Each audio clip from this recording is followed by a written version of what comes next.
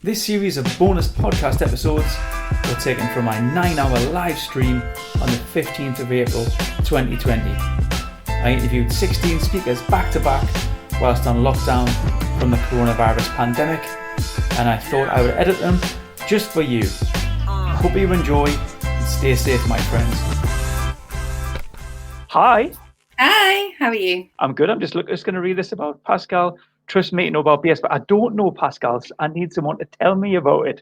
Supply me with beer. What do you think? What do you think about our conversation there? Because you know all about this startup world and raising money and keeping people afloat. I sit on a very difficult side of the fence. I think that I understand it's terrible. We've been at the front line of supporting over 50,000 businesses over the last 14 days, but ultimately I'm not so sure that using taxpayer money to prop up every single business is the right way forward. I think that there's a lot of businesses where they can prove some element of viability, where we can think, and we're working closely with the government at the moment about how we can get money to some of those smaller businesses. But ultimately, there's a lot of businesses who will just utilise that money to hang on in there, and that's not right. Because as Paul rightly identified, everybody has different needs, different amounts of money is owed. To do a scattergun approach and just throw it to businesses that rightfully should have probably died before coronavirus, I think it's negligent, to be honest. Interesting. See, there's another side of the coin, Yeah. I'm glad you raised that. Thanks. Yeah, in my sector, so I work with high growth venture backed companies. The issue that we've currently got with those businesses is that whilst it would be great if the government would send down some money to rescue some of these startups, to help some of these startups, the initiative that's been pushed by the government actually has nothing to do with the support of the startups. These are initiatives that help high net worth individuals become even wealthier by giving them better tax breaks. This helps venture capitalists protect their investment by giving money to their portfolio company. If you want your investment protected, put your hand into your own pocket and protect them yourselves. Don't rely on the taxpayer to go and do it. And similarly, with the money that these tax breaks for angels, it's all very well and good, but they already get great tax breaks. And the valuations of these businesses are going to be on the floor. So they're going to be able to take more equity and get a bigger tax break on money that we've paid into that system. It just doesn't make any sense. I think that the fundamental principle of support is there. We need to support a community, but I think that the people who've been speaking to government on this, central government on this, are the wrong people, have a different agenda that could potentially benefit themselves. And I think that somebody needs to get right into the centre of it and say, look, this is exactly what's needed at the coalface, as well as up the higher ranks. But I mean, I'm very busy at the moment. I mean, I've written to everybody I can possibly write to, but I'm on the blacklist now. So yeah, everyone's just ignoring me. Yeah.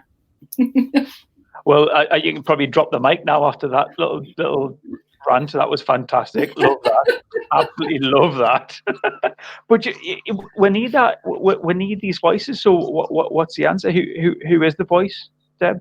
What do you do? Is there anything we can do? So obviously, I am Northeast by background, but I work in the city. And there's some great people who are trying to get their voices heard. I'm just kind of leaving it to them. I'm getting involved on forums, putting over my point of view. As I say, the letters that I wrote in the first week as we were coming into lockdown to everybody, to Boris Johnson, to everybody in government, to the whole of HMRC. I mean, I'll never work in that area now. I've completely burnt that bridge. But, there's a lot of people in there with louder voices than us. So I just need to stick to what I do best, which is raising money for companies who are currently looking to continue on their growth path and feeding in where I can about realistic solutions, about telling them what the real challenges are. Keeping afloat for another 1 or 2 months isn't helping anybody. It's helping nobody. It's a waste of time. It's a waste of money. If somebody's got a sustainable business plan where we can demonstrate in 8 or 9 months' time that that money would have gotten them to that point, and then they can rethink in what is already an unpredictable. Businesses are always unpredictable. It could be coronavirus, it could be a competitor, it could be anybody. But just, realistic talk. Dishing out money isn't the answer here. It really isn't. Fantastic. I could listen to you all day. I was wanting more. So what we're saying there is, it's not a blanket. It's not a blanket. Yeah. It's what is it then? We need to, I think, as communities, be very honest with ourselves about those businesses that can be viable. I think that it's going to have to come somewhere from local authority or a local champion. I'm not saying that it's not, but it's about getting that right local champion on board who actually can identify what is a sustainable business that potentially can go on to have some kind of healthy margins when we get out of this. I don't know who those people are. I don't have all of those answers. I just know that the drip feeding of cash is it's more harmful to the business community than not. What did you think of Paul's idea there? Pretty much adopting businesses, high net individuals, maybe throwing a bit of money at companies to keep them afloat. But why would they? Well, I don't know. I don't know why. Why would you? Why would I throw money at a random business just to help them get through a couple of months? If they've got a great value proposition and they can show me how they're going to add value moving forward and what their market could look like, and can demonstrate that they've taken their burn rate down to its absolute bare bones without breaking the business, and they can still make it through, then maybe we can have a conversation. But those high net worth individuals they've got their own challenges. I was speaking to a high net worth individual the other day whose soft spot, whose like sexy business thing was the travel industry. This guy has lost like potentially millions overnight. So it's all right saying, well, he's all right, he's got loads of cash. Look at what's just happened to his portfolio. Why would anybody suggest that he should put his hand in his pocket and stack a business up? I think, it's great if people want to do that and be philanthropic. What I've seen from philanthropic investors recently isn't very philanthropic. There's one in particular I'd love to be able to tell you, but I can't tell you. But dear me. There's absolutely no element of charity in there. They certainly weren't the champion of people that came to the table as to begin with. No, yeah. It's funny, in your line of work, I think you've come across so broad range of trying to put this characters. I was trying to give you a bit of a catch-all there. I'm trying to be diplomatic, but yeah, you've seen a lot of characters across your time. I'd love to write a book. I don't have that luxury. I'm bound by confidentiality, unfortunately. But the book I could write. Nobody would believe it. I mean, that's the starting point. But the book I could write. It would be wonderful and funny and sad. In terms of starting point, why don't you tell us who you are, what you do? Because I know you from old, but there's going to be people who don't. So let's give us a little bit of background, because actually what we decided was that maybe this talk could be about your career path. Yeah. So I am. Oh gosh, what am I? I don't even know quite what I am anymore. So I'm a barrister by background. I've been a barrister for coming up 22 years, and I did my first half of my career in the corporate world, the global corporate world, working for Rolls-Royce, working for Siemens as their lawyer, general counsel, and on their executive management team, which all sounds terribly posh. It all sounds like, it's the type of thing you want to see in a LinkedIn profile, like all the name dropping. The second part of my career has been working with high growth venture-backed teams. In the startup community. I co-founded the first ever startup law firm with MJ Rippon, and we have been supporting and continue to support startups for the last 10, 11, 12 years. I'm currently Chief Legal Officer at Seedlegals, where we have built a legal tech platform. So I'm now a startup. Which it creates intelligent documents so people can complete their funding rounds online on the platform effectively and build employment tools and build share options and so on and so forth. So that's my very LinkedIn career. That's what my LinkedIn career looks like. Which is straight and wonderful, and it's the one that we all want. I can name drop. I've worked for Microsoft. I've worked with Techstars, but in actual fact, I don't think that's the most interesting part of my career. I think the most interesting part of my career is the bit that nobody sees on LinkedIn, and rather than being a linear career path, it is just all over the shop, from owning businesses like classic car restoration garages. I've owned lap dancing clubs. I've owned hotels. I've owned publishing magazines.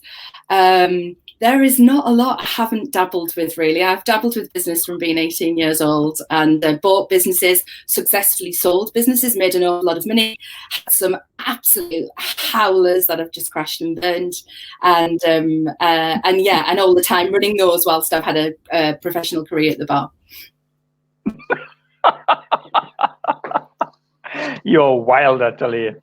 Yeah, I love business. I love the hustle of business. Yeah.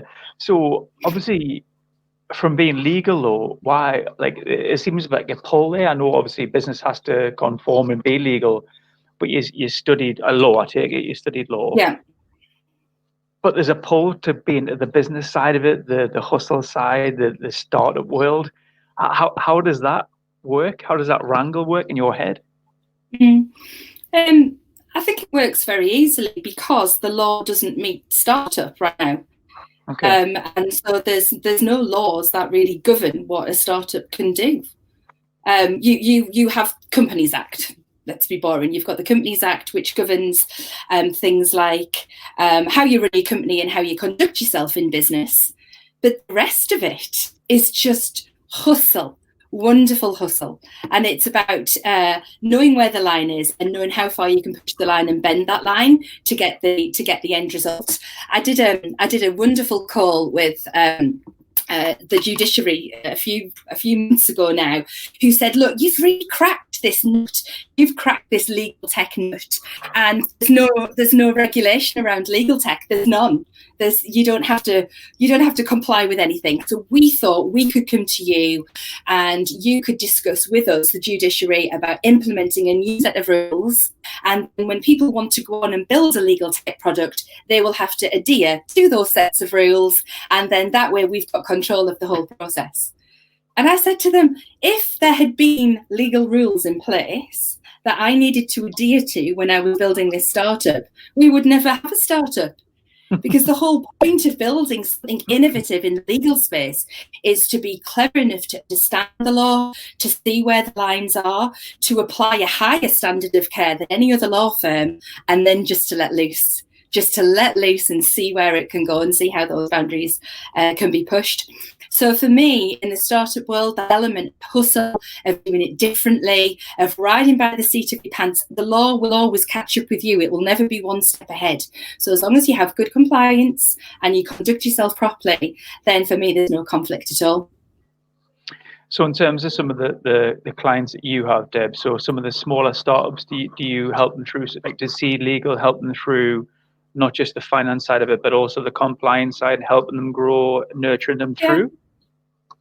So it's an automated platform. So most of the work that the users themselves is online, but we have got a great CX team and a great team of lawyers who are always there to offer commercial advice, proper commercial advice about what to do.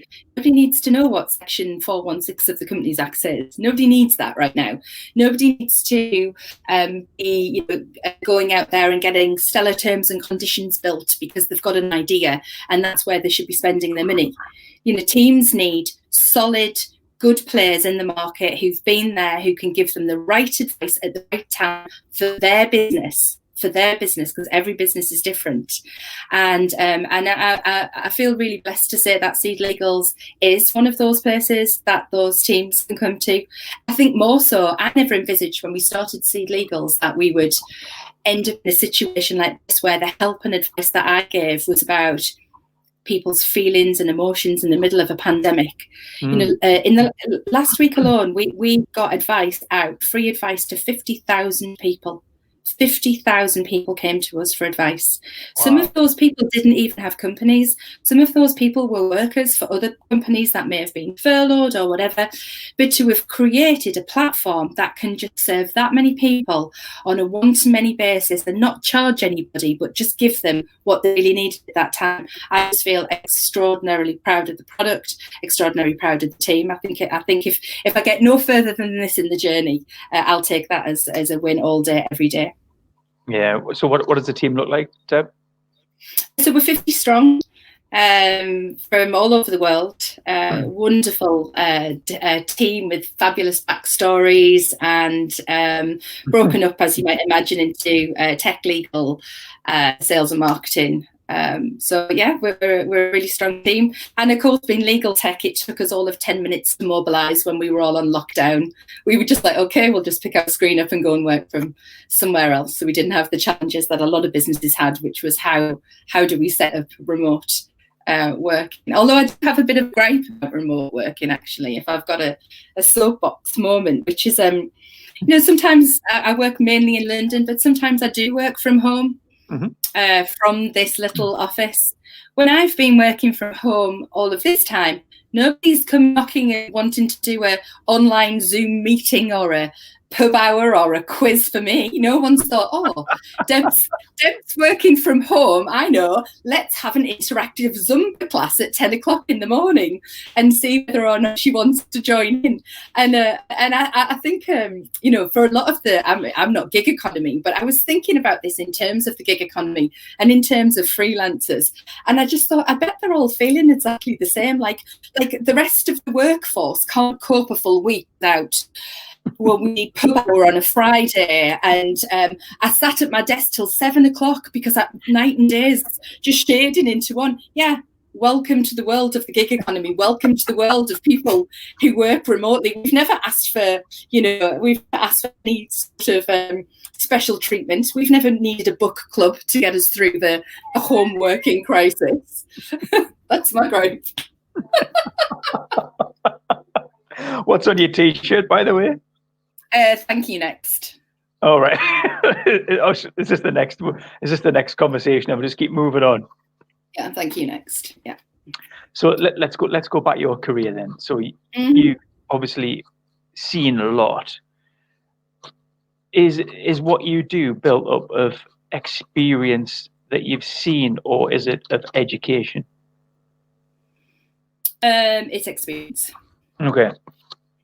It's experience, and it's about taking the time to actually get into the depth of a business properly, rather than just sliding that company across your desk, doing the transaction sliding across. It's about understanding and taking the time to learn about people's emotions, people's backgrounds when they're in business.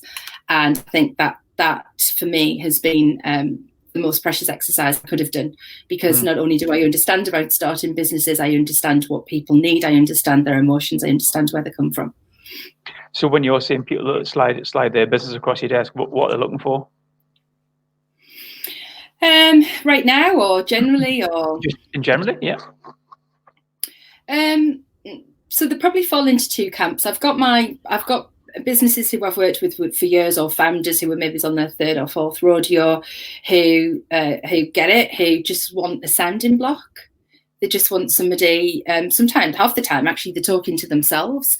I've got a fantastic founder who I'm mentoring at the moment, and she just uses me as a mirror. I don't even say anything. She just, after an hour of just talking to me constantly, she says, thanks for that, and away she goes. And she just needs that reflection back to be able to say the words out loud.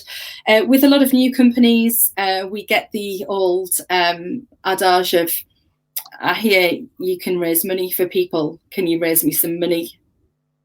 Yeah, well, yeah, because that's what I'll do. I'll just open the window and whistle out, see if anyone will flash a bit of cash at me. We have so many teams who focus more on raising money than actually building something that you can invest money into. Yeah. And still that's happening, actually. A lot of the businesses who've come to us recently because of this coronavirus saying, we need money. And I think this goes back to the earlier point that I was making. We need money. No, you don't.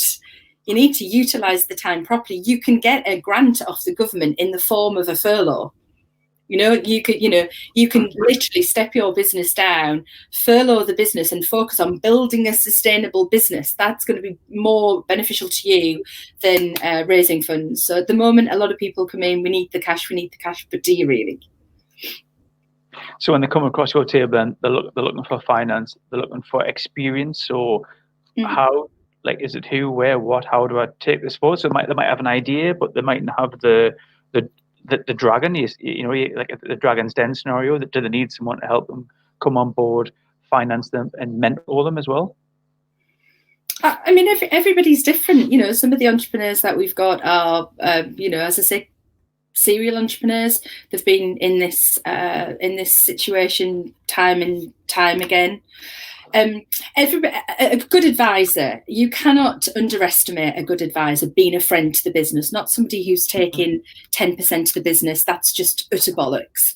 A good advisor, a good mentor. I used to hate the concept of mentorship. I used to think, oh God, this is terrible. And when I went out to live in America, we all had to have a mentor. And I can remember cringing, thinking, oh, what the hell am I going to talk to a mentor about? And then I found myself chasing the mentor down the street because I just needed another 10 minutes. Just give me another 10 minutes because I need to speak about this. A really good mentor, a friend to the business, someone who will champion you because they really want to champion you, and not for any other, not at an early stage, not for any other reason.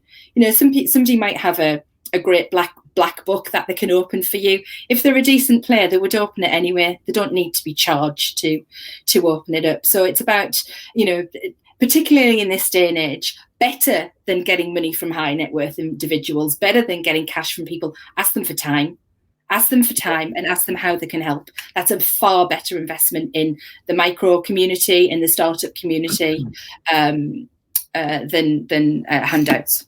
That's really interesting. I love mentorship, actually, and it's something I do a lot of, on both sides as a mentee and a mentor. Let's talk about your American journey, though, because that was interesting, even from afar, watching you over in Boston, wasn't it? What did that look like? What was that all about? Oh, it was crazy. I'd been walking the streets of Boston in a non-prostitute sense. I should probably qualify that, for 5 years, basically banging the drum, asking the high net worth individuals and the angels over there, why won't you invest in my teams here?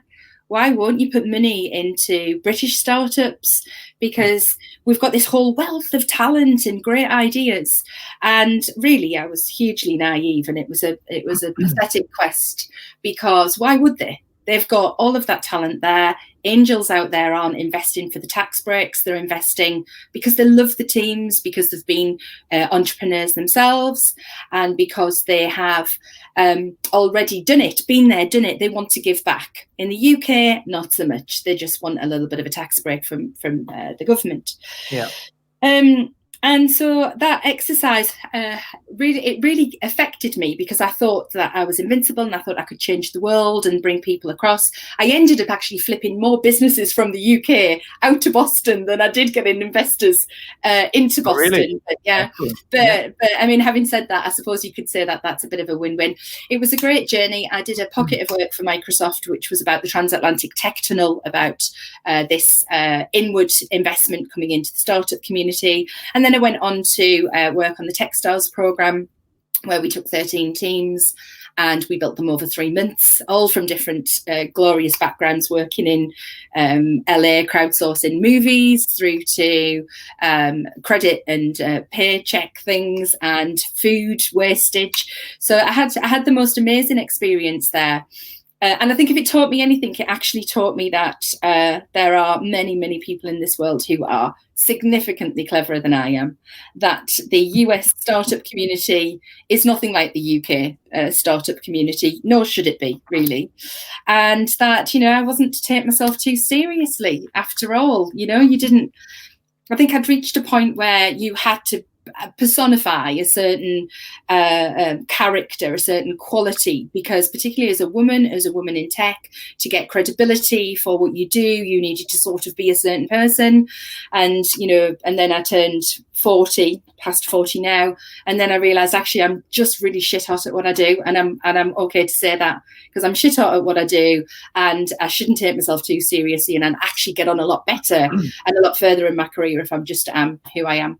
So that's what being in Techstars told me, because God knows they shut you down at every available opportunity, which is good, which is really good.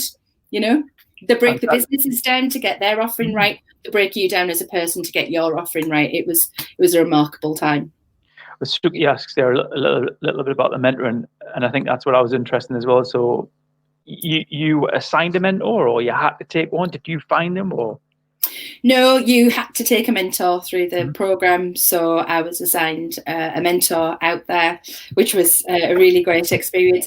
Mentoring's a really interesting one, isn't it? Because you never know quite what to make of it. I've done 2 senior mentor paths now with others, because obviously I have a lot of people who say, well, can you mentor me? Can you give me some time? And time's really precious. So I've done a couple of terms with the Cherie Blair Foundation for Women and worked with the Cherie Blair team. That's been wonderful, but equally a little bit challenging, because you are teaching people how to fish. So I had my last mentee was a wonderful lady, jewellery maker from Peru. I had all of the solutions at the touch of a button, wasn't allowed to provide them, because you're teaching that mentee how to fish, how to build their business. It's not your journey, it's theirs. I'm now one of the Santander Breakthrough Leaders. So as part of the Santander Women's Programme, I've been assigned an incredible lady, very different again, runs a manufacturing plant, which is where my heart is, probably something where I'd like to sort of circle back to when this career is all done. And a very different experience again. She just wants to talk at me, get it all off her chest and talk at me. So mentoring for me, I thought, was very cathartic, because I was able to say things on a very personal level about my career that I don't think I'd ever shared with anybody. And it was a really good time. That's interesting. So from being a mentor, you took something out of that in terms of you getting stuff off your chest. Wow, I love that. Because nobody knows everything. So why do we all pretend that we do when we just don't? Let's just be. Just be and make things happen. And also I think it's very good in terms of business relationships as well, if you're honest with yourself and you can identify your own faults and take responsibility for your own faults. I think when you move on to different business relationships or even personal relationships, I think that you come to the table much more transparent, and that can only be a good thing. Totally agree. I've got another question here for you, Deb. This will be from Simon at Quantify. What practical advice have you got for startups that can't afford the advisor support needed to raise at the moment? I don't think any advisors are asking for any money right now. Not good advisors.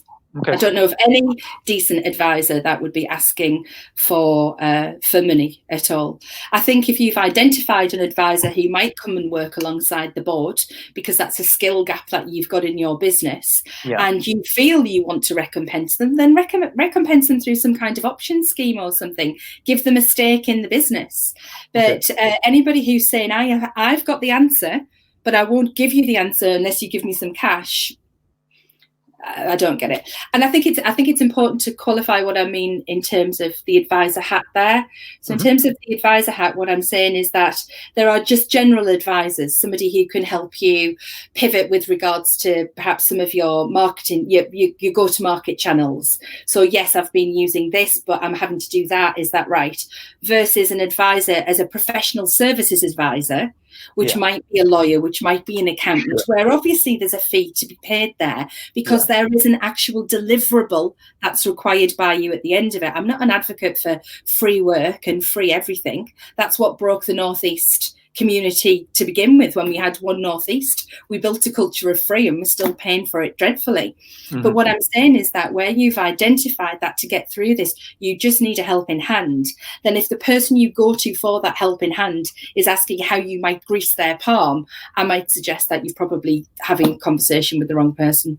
Yeah, fantastic. Well, I can see our Michael in the green room, and he's an interesting chap over from the other side of the pond, Deb. So you might want to hook up with Michael one of these days. Thanks so much for your transparency, your straight shooting, as you always do. You lush. You always are. So I'm going to kick you out. Is there anything you want to leave us with before you go? No, I'll continue watching. Thanks for doing this. You know, we see a lot of people. Just 2 minutes. We see a lot of people doing a lot of things that don't really, you know, that because they feel they have to put something on. We feel we need to push this. I can honestly say I tuned in last week on my desk. This is more than business advice. This isn't to do with your brand. I think what you've done, Ian, actually is really quite exceptional in just bringing together a group of people and just having general chit chat about people. You know, we've got Colin 1 minute in a pink dress, and then we've got interesting detailed chat in other areas. Yeah. But you know what? You struck the chord. You struck it right now. You did it for the right reasons, and so I would really like to applaud you, because I've seen other initiatives out there which are about brand me, and this was never about brand you. So I think it's been great, and thanks for letting me take part. Oh, thanks so much. I love that. Thank you. I'm a little bit modest now. I don't know what to do. I'm going to throw Michael in. I'm hoping that people say things that right. Okay.